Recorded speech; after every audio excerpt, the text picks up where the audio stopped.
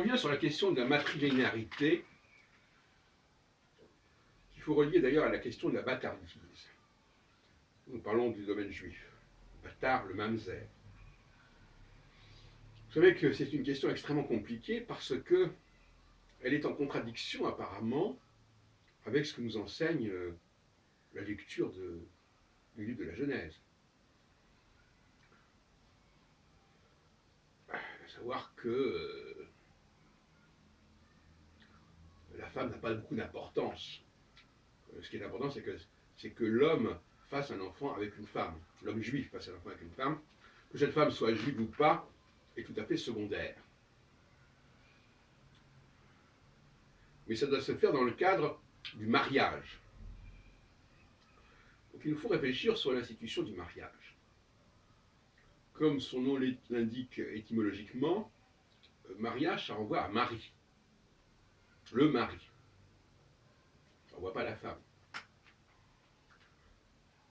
D'ailleurs, l'anglais l'a récupéré, marriage.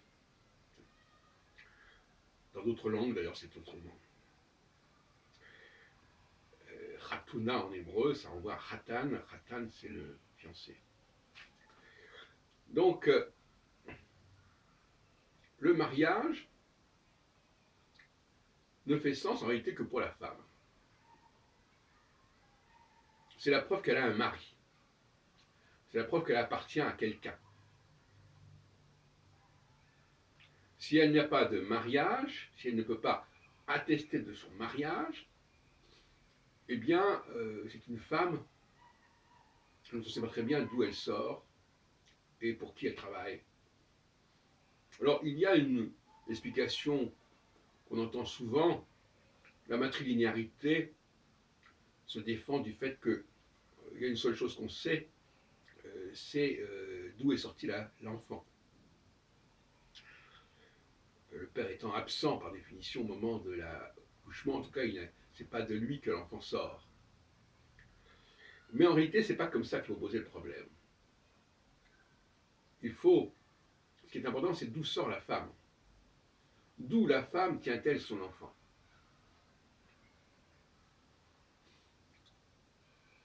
Est-ce qu'elle peut prouver que le père de l'enfant, est-ce qu'elle peut montrer qui est le père de l'enfant?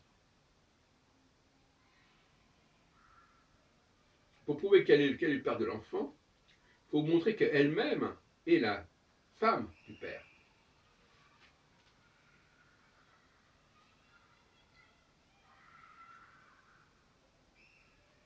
Autrement dit, la femme juive n'existe que par le biais du mariage. Elle n'est même juive que par cela. C'est-à-dire qu'elle pourrait très bien ne pas être juive en soi, par son origine, ça n'a aucune importance. Ce qui est important, c'est est-ce qu'elle s'est mariée avec un juif? Est-ce qu'elle est l'épouse d'un juif?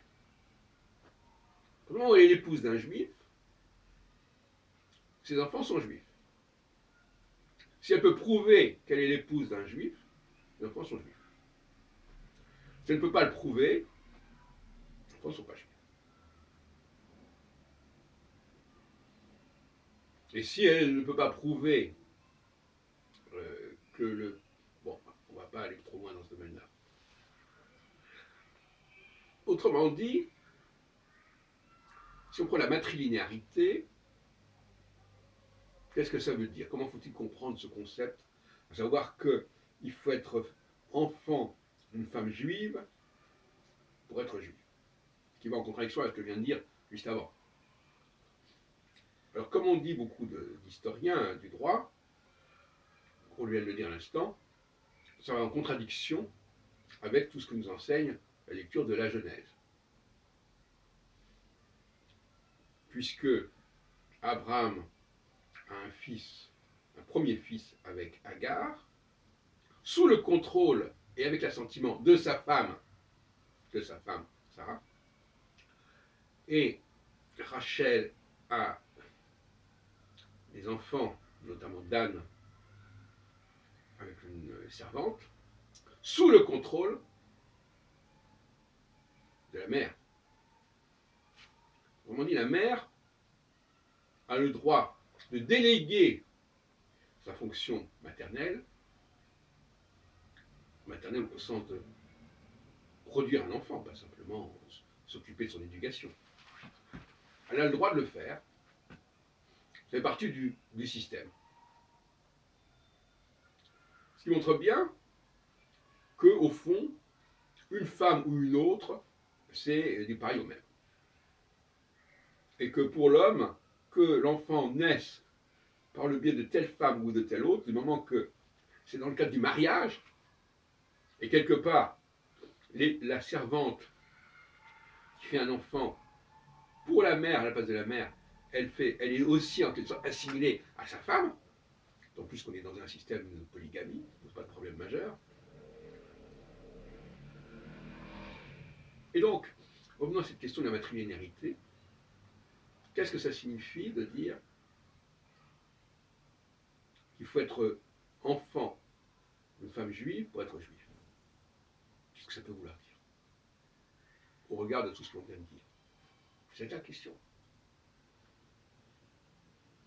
Alors moi, je comprends les choses ainsi, aujourd'hui, en ce début du mois de mai 2019, parce que j'ai pu dire d'autres choses, ouvrir d'autres pistes antérieurement, à savoir que il est sous-entendu qu'une femme juive, c'est une femme qui est mariée à un juif.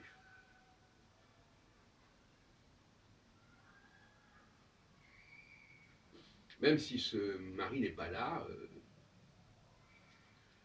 Et deuxièmement,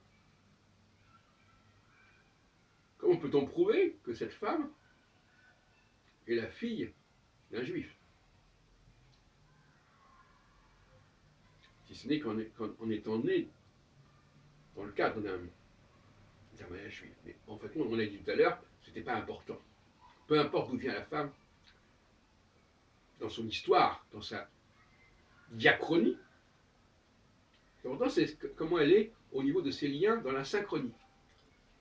C'est très important, parce que, j'ai déjà dit plusieurs fois, la femme est dans la synchronie, et l'homme dans la diachronie. Donc la seule chose qui compte pour une femme, c'est ce qui se passe autour d'elle. C'est les liens qu'elle a autour d'elle. Pour un homme, ce qui est important, c'est d'où il sort, d'où il vient. Donc là, on a deux logiques différentes qui se croisent. Et on a du mal à les comprendre parce qu'aujourd'hui, cette notion que je viens de développer n'est pas suffisamment exposée et développée. C'est pour ça que j'ai le moyen de le faire. Autrement dit, et pour conclure,